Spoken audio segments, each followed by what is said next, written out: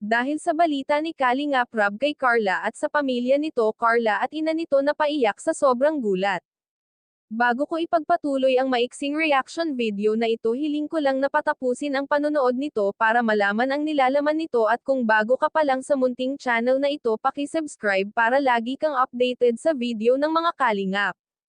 At pakisuportahan natin ang ama ng Kalingap na si Val Santos, matubang Ate Edna Vlog at si Kalingap Rob. Isang mapagpalang araw sa inyong lahat mga Kalingap, at shoutout nga pala sa patuloy na sumusuporta sa aking YouTube channel, lalong-lalo na sa mga viewers natin na walang sawang nanonood at sumusuporta. Salamat!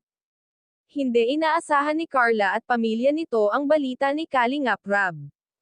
Dahil nga sa hindi nila inaasahan ang balita ay umiyak ito.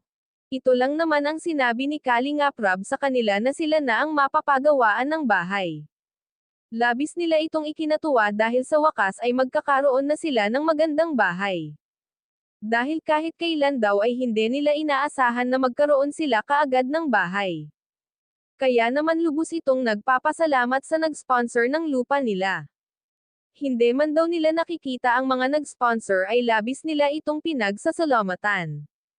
Maraming ang viewers ang nagkokomento na deserve ni Carla ang mga ganitong blessing, dahil kahit kailan ay hindi lumaki ang ulo nito at hanggang ngayon ay ganun pa rin siya kabait, walang nagbago.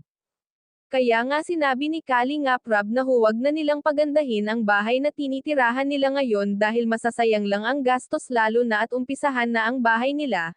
Sinabi pa nga ni Carla kay Kalingap Rob na excited na siya sa ipapagawang bahay para sa kanila, kahit ang ina ni Carla ay makikita sa kanyang mukha ang pagka-excited, kahit sino naman ay talagang magiging masaya sa magandang balita. Hanggang dito na lang ang update ko mga Kalingap, maraming salamat at God bless sa inyong lahat.